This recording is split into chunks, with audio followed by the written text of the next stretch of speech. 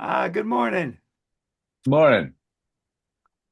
Welcome to Blue Smoke and Black Ink, the podcast of 30-minute sit downs with some of America's greatest writers. Today we're honoring Elmore Leonard, a man who I admired for years, the man who really taught me how to really write. Personally, I remember back when I was first trying to learn how to write to be a crime novelist. I was in a little Colchester, Vermont town, and our town librarian was a gal named Mrs. Sweeney, and she would call me up whenever there was a new Elmore Leonard book. I'd run up there and check it out. I'd read it the first time just for enjoyment, just to love it. But then I'd step back a little bit and started studying how this guy was doing what he was doing, the magic he was weaving. He would jump into a scene without any setup. He would always use dialogue to further the plot. And this one great gimmick he had, he would talk in the third person or write in the third person, and yet he would use the syntax and the phrases and the vocabulary of the character. So it almost made it seem like that character was just looking up at you and talking to you right off the page. Elmore Leonard passed away in 2013 at the age of 87, but we're so lucky today to have as our guest the man who was his researcher for over 30 years, Gregg Sutter. Thank you, Greg. Thank you for being here. You're welcome. Thanks for having me. Oh, you're quite welcome. I wish this program was more than 30 minutes because I have so much to talk about. But let's start by asking you how you first connected with Elmore Leonard. How did you get the job of what I consider the job of a lifetime? Yeah, that's how I look at it. Good. I was uh, I was in that sort of post-college period when just kind of bouncing around, and through a mentor from my college, good buddy, he started getting into like hard-boiled American fiction and the film noir, and so he sort of taught me. Oh, he taught me about these writers. I started reading Chandler and Hammett and Cornell Woolrich, who became, one of my, obsessions. And we were working together, going back and forth. And he and we decided that we would do a zine that would memorialize our interests. And but everything pretty much had been done. I mean, I don't know what we were going to add to anything. And then, but we both realized that Elmore Leonard was local to us. I mean, we're both Michiganders, so Elmore Leonard was local. So we thought, well, let's do an interview with Elmore Leonard for our first issue of this zine, which we were going to call Noir. Because back then in the 70s, the word noir did not, have the kind of, like universality it has today, which it's sort of like, you want noir with that? That everybody uses that term, but not in the same way as it was used in during the, more classical era when it meant either the film noir or the noir fiction of guys like Woolrich and Kane and so forth. Mhm. So, I looked in the.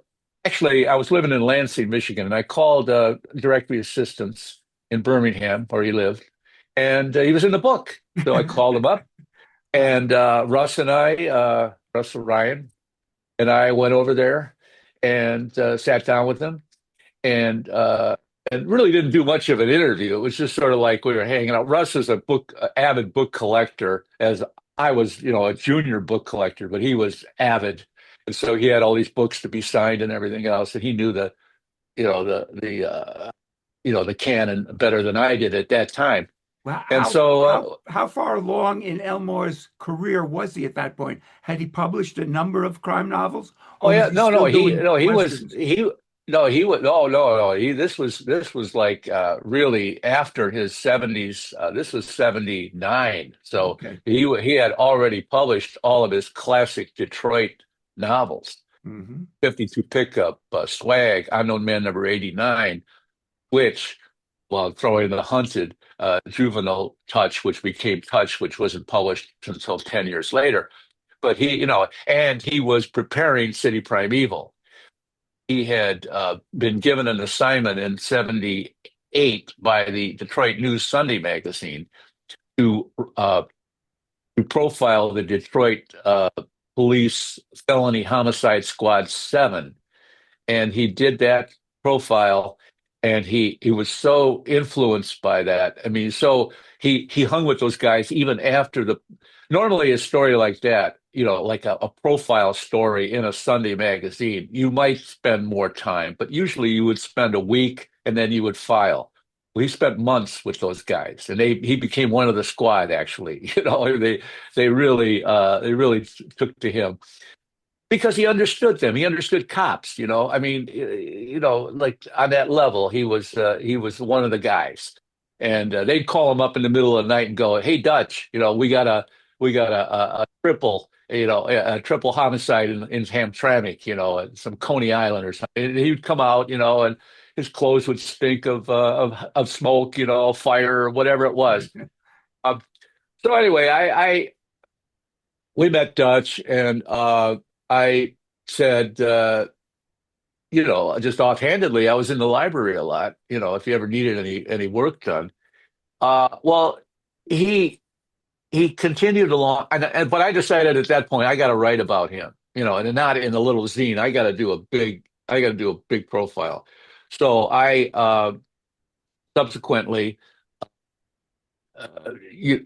got the opportunity through Monthly Detroit magazine, which was a quality, city magazine.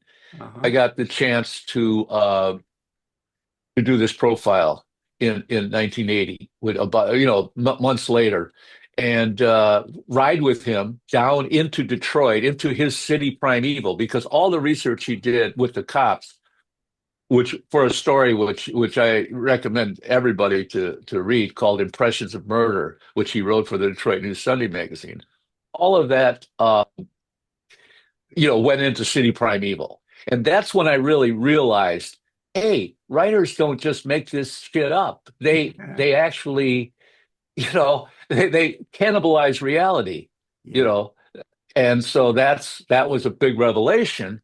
But so I framed my story from 1980 to like for a ride into the City Primeval. So we went to police headquarters, 1300 Bolbian. We went, all around to all these different sites where they popped the judge in the American LaFrance fire extinguisher parking lot. All these different, where Clement Mansell shot the judge's Yeah. date as she ran across the golf course. Yeah.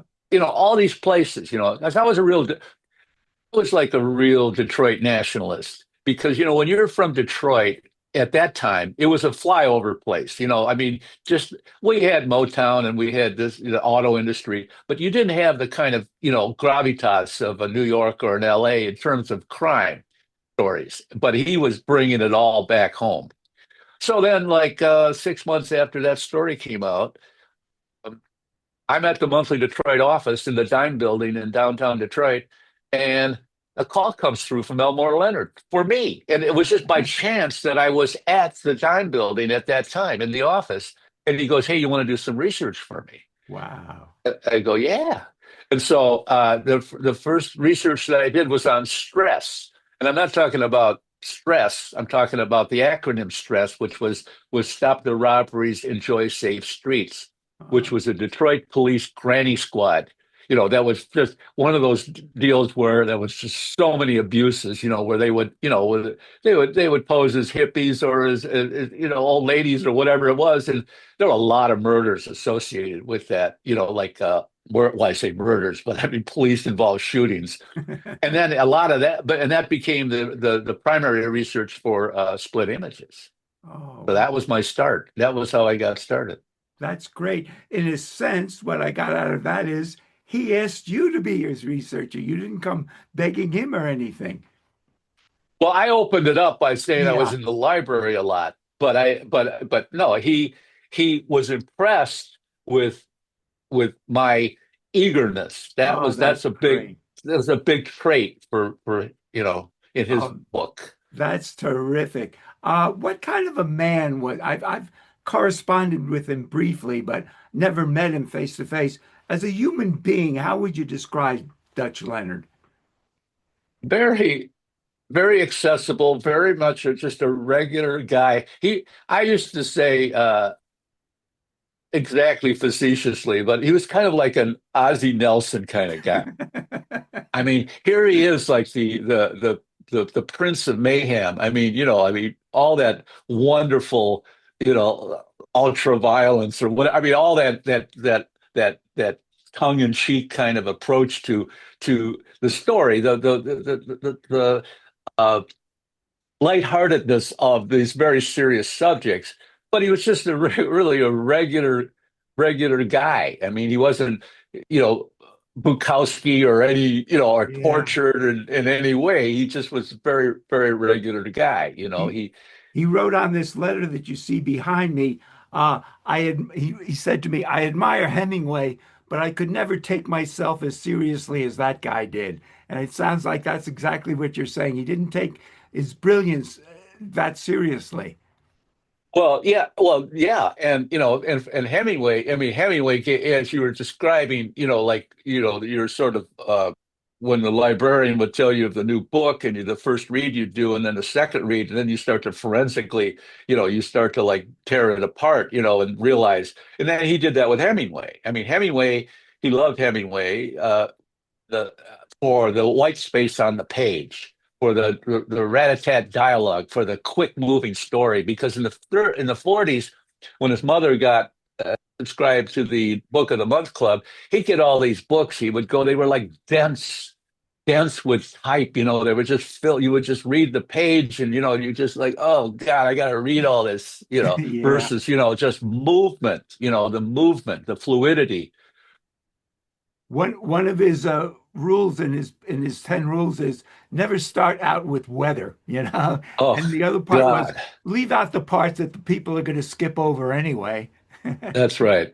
Well, I'll Uh, tell you a little story if you want to hear it about the weather and oh, me. please. So, so in for Get Shorty, I was in Hollywood, doing the research for Get Shorty, and he wanted to create this rock character, this who became like the Shorty quote Shorty's girlfriend, Yeah. Nikki, and so. And being like, having a rock and roll kind of background, like I went to this club on Hollywood Boulevard called Raji's. And, it was one of those like really, like dumps, just seedy kind of Mhm. rock dens. And, I thought, well, instead of just like describing the place in a nor sort of like in a very matter of fact way, that I would write a short story, about Chili Palmer going to Raji's, because that was the whole idea, that Chili would go there and find this character. And so I wrote this story, and I was really trying to impress him with my chops, as it were. Yeah. And it started the story. A misty rain falls on Hollywood Boulevard, Uh-oh. because I mean it's rare when it rains out here, so.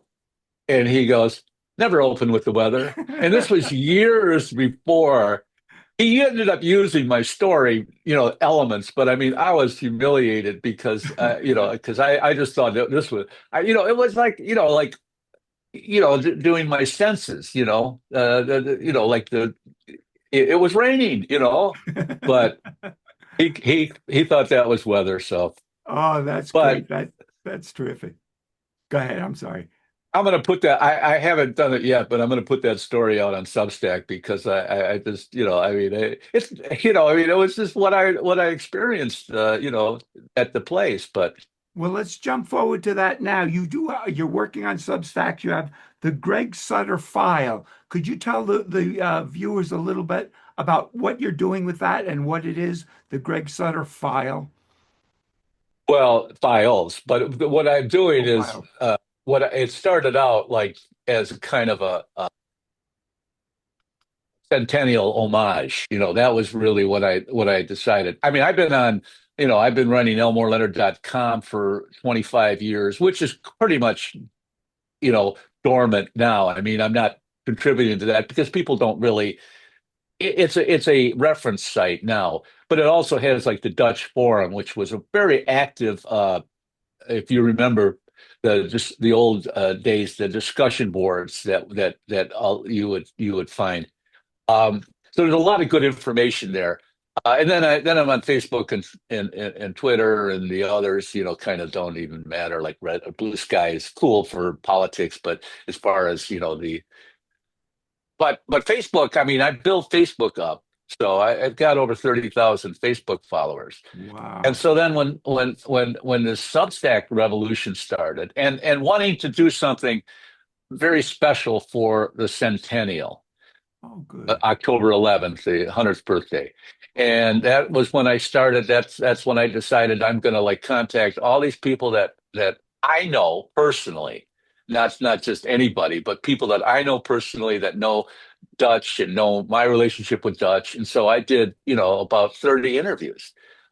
And that was the sort of the foundation. And then I've supplemented that with a lot of other material. But I'm I really, the biography came out, as you know, and I just felt like, yeah, uh, you can put it down now. Yeah, I would. Let me give you a quick story about it. HarperCollins was nice enough to send me an advance. Well, I guess it was a manuscript of it, asking for, me my advice or my opinion, and I praised it, but I mentioned two or three inaccuracies in it, and I never heard from them again. They just dropped me. So I presume you're not a big fan of the biography, or is that, or am I putting words in your mouth? No, you're putting words in my mouth, but they're the correct words. And I don't want to like spend time really belaboring it, but Yeah.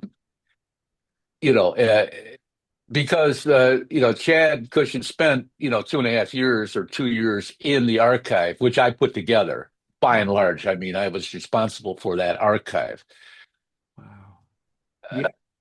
being in the shape that it was in, that's a long story. But Well, when I wrote about this, and it's on the Substack. But I mean, when you open the book, on the first page there are like uh,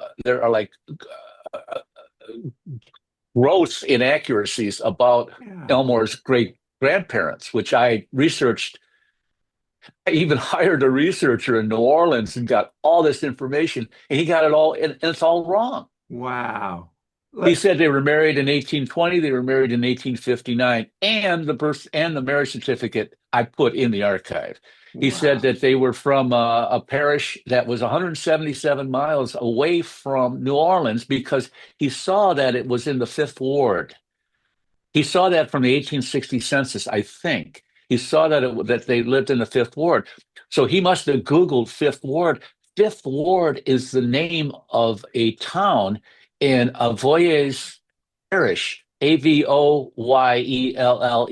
If I'm murdering the pronunciation, that's the name of the parish, which is 177 miles away. And Ah, there was a town named Fifth Ward, but they lived, Michael and Bridget Leonard lived in the Fifth Ward of New Orleans because I yeah. mean, so Wow. anyway, and then the business about they had six children, which they did, but they never had them at the same time. And Michael died, and Bridget both died in 1870. All these epidemics were going Wow. around, and three of their children died, and the three boys were orphans, and all this stuff. And I stopped reading at that point. I didn't, because it's not my job.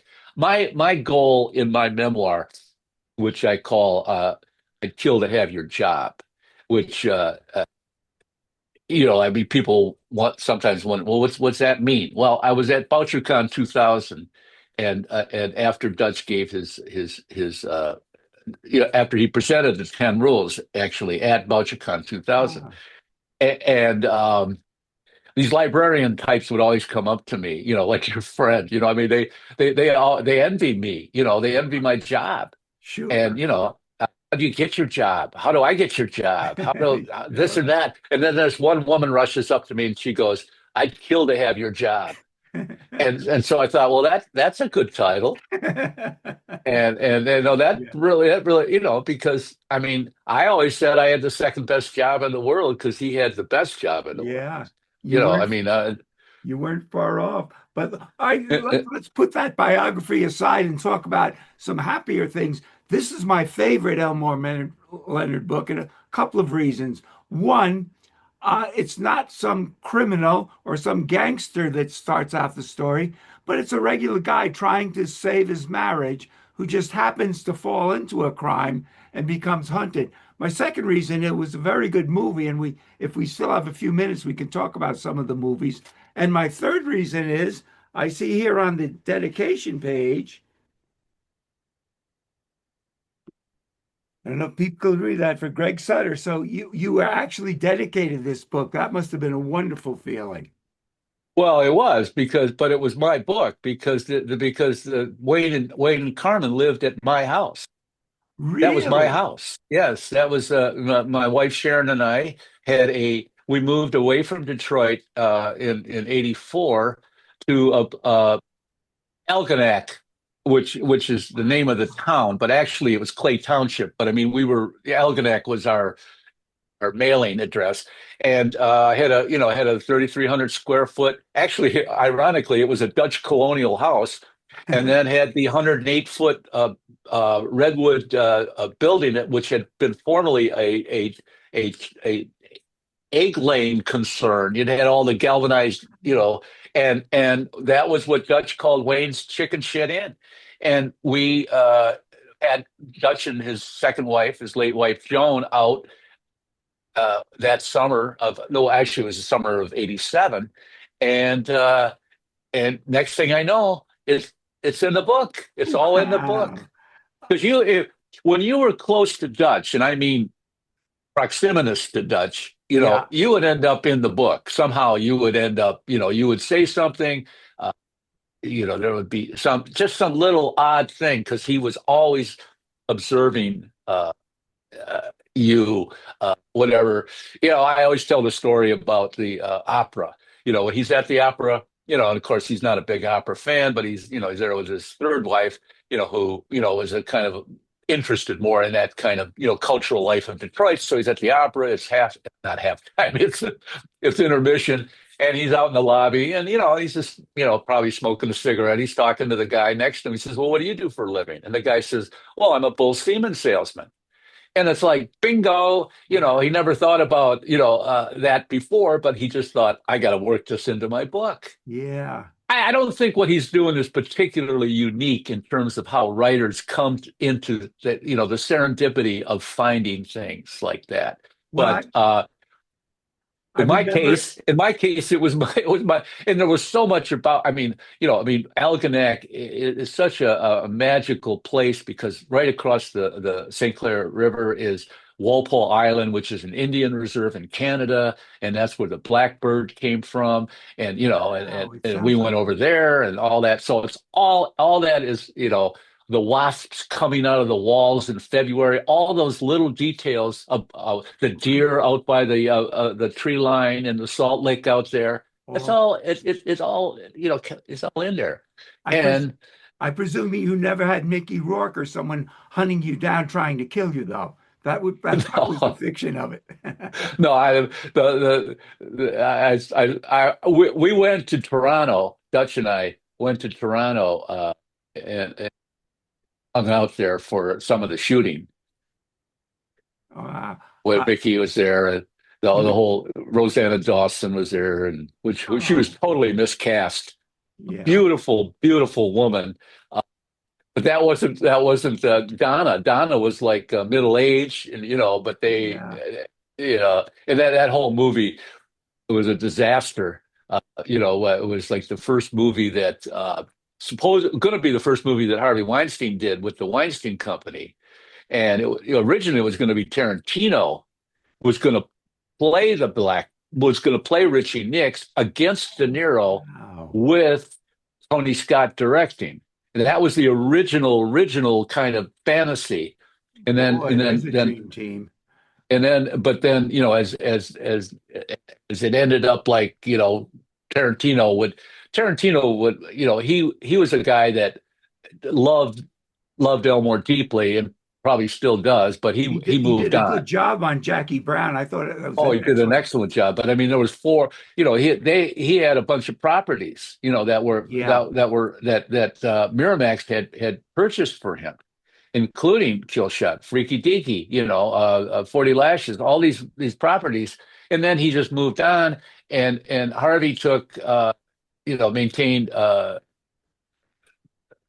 Kill Shot, and then John Madden, who is a great guy, and he became like, like under Weinstein's thumb, because Weinstein interfered with that movie. He recut it himself. Ended up reshooting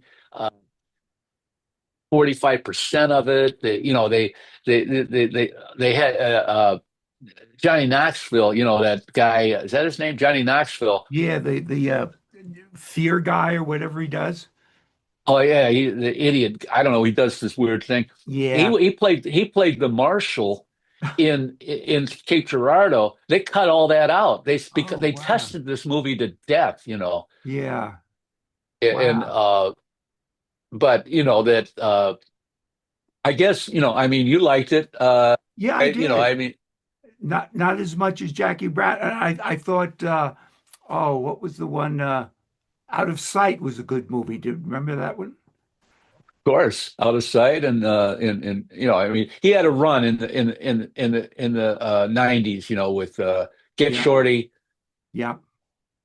Jackie Brown, and They were Out of good Sight. movies. And You and were, and he never, never, none of the movies that have come out since then have been, anywhere near the I agree. quality. I agree. You were mentioning before that everyday occurrences in Dutch's life would lead into his book. I remember one story about him is that he was at a book signing books, and he asked for the man's name, and the man said his name was Raylan. And Dutch said, "Oh, well, that would be a great name," which led to, the character of Raylan Givens and also the TV series Justified. We don't have much time left, but I'd like your opinion on the TV series. Again, I enjoyed it. Did you think it was a well done Oh yeah, it was a project? bookend. If Get Shorty, if in terms of the modern era, I mean, because we could talk about the Western era, but let's just talking about the modern crime era Yeah, of his work, that on the and in film, I mean, particularly. So Get Shorty on one bookend and Justified on the other. It was a happy experience from the get-go. Graham Yost, and his writers, I called it Elmore Leonard University. They yeah. completely took in all of his, they took his short story Fire in the Hole, and they ran with it. And there were times I would be sitting with Dutch in his TV room, and he'd hear a line. This would be like in season 4 or something, and he'd go, "Did I write that?" Because they were so much. They were so, Graham, was such a and is, such a talent. And so, Yeah. yeah, so that was a start to finish. But he didn't live long enough to see Yeah. the final seasons. But Oh, it was beautiful. I remember the motto on set. I remember reading is, "What would Dutch do, or what would Elmore what do?" And what they what always, would what would Elmore do? yeah. And I was actually honored on the show. They created a character, Deputy U.S. Marshal Gregg Sutter. And so Oh, on the final day of shooting, I was there, and they gave me this. oh, wow! Congratulations, You Greg. know, I've just been notified that we're at the end of our time. I can't tell you how much I've really enjoyed this talk. Just yeah, me just too. terrific. Very quickly, because I want to give you a chance. This just in, I got an email from you this morning. I mean, your fans did, mentioning something about a book called Charlie Martz and Other Stories, and you seem to have a negative take on it. Could you just briefly tell us what that story is before we go? Well, I put together this collection of unpublished stories with the idea, this was while Dutch was alive, with the idea that we would eventually put that out, but we put it out in a very scholarly way.